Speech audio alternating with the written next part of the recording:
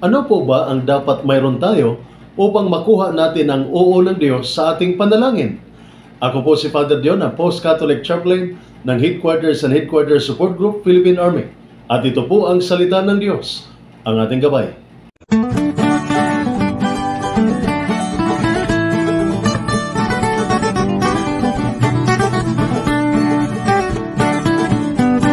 Ngayon po ay Saturday ng ika-32 linggo ng karaniwang panahon at ang mabuting balita ng Panginoon ayon kay San Lucas. Papuri sa iyo, Panginoon. Isinalaysay ni Jesus ang isang talinghaga upang ituro sa kanila na dapat silang laging manalangin at huwag mawalan ng pag-asa. Sinabi niya, sa isang lungsod ay may isang hukom na walang takot sa Diyos at walang taong iginagalang. Sa lungsod ding iyon ay may isang byuda. Lagi siyang pumupunta sa hukom at sinasabi, bigyan po ninyo ako ng katarungan sa aking kaso. Tinanggihan siya ng hukom sa loob ng mahabang panahon. Ngunit nang malaunan ay sinabi ng hukom sa sarili, kahit ako'y walang takot sa Diyos at walang iginagalang na tao, igagawad ko na ang katarungan hinihingi ng biyudang ito sapagkat lagi niya akong ginagambala at baga mapagod ako, saka pupunta niya rito. At nagpatuloy ang Panginoon. Pakinggan ninyo ang sabi ng masamang hukom na iyon. Ngayon, pagkakaitan kaya ng Diyos ng katarungan ang kanyang mga hinirang na dumaraing sa kanya araw-gabi? Sila kaya'y paghihintayin niya ng matagal? Sinasabi ko sa inyo, agad niyang igagawad sa kanila ang katarungan. Ngunit pagbabalik ng anak ng tao sa daigdig na ito, may makikita pa kaya siyang mga taong nananalig sa kanya? Ang mabuting balita ng ating Panginoon. Pinupuri ka namin, Panginoong Hesukristo.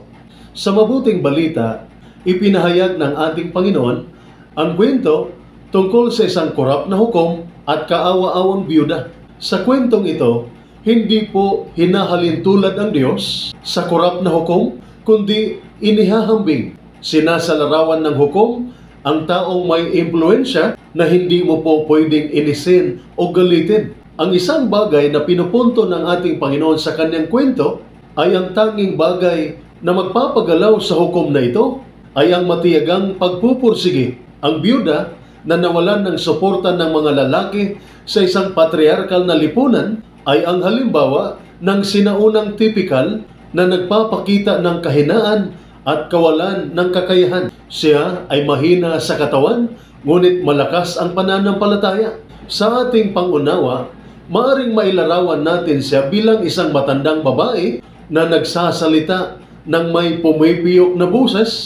Ang original na Grego ay nagpapahiwatig na ang karahasan na kinakatakutan ng korap na hukom mula sa kanya ay isang black eye. At kung ito ay maaring mangyari sa isang byuda sa harap ng korap na hukom, gaano pa kaya sa mga dukha sa espiritu sa harap ng lubos na makatarungang Diyos? Sa kwento ni Jesus, ang tanging sandata ng byuda laban sa kawalang katarungang hukom ay ang matiyagang pagpupursige.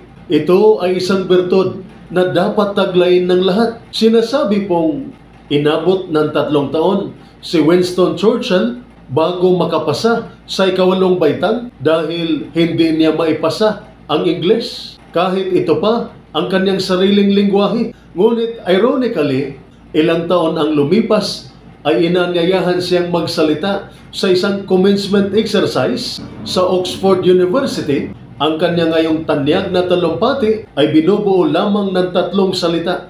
Huwag kang sumuko. Nang sabihin ni Jesus sa kanyang tagapakinig na pakinggan ang sinasabi ng korap na hukom, ipinapakita niya ang argumento mula sa ibaba patungong itaas. Kung ang isang korap at mapanlinlang na hukom ay bumigay sa pakiusap ng isang byuda, gaano pa kaya ang isang mapagmahal na Diyos?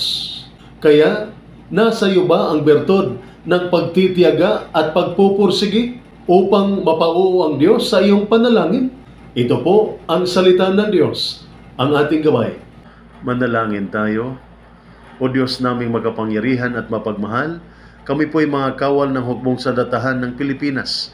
Nagpapasalamat kami sa iyo sa aming paglilingkod at umihiling kami ng iyong patnubay at lakas.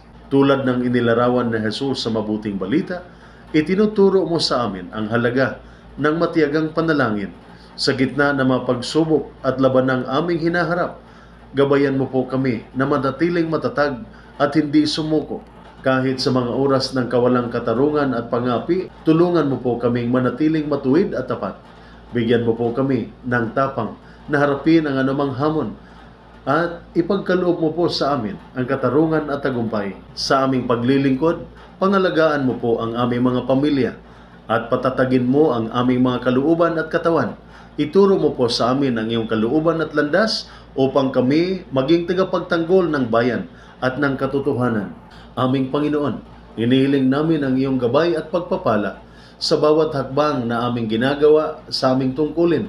Sa pangalan ni Jesus, aming tagapagligtas at kahalili.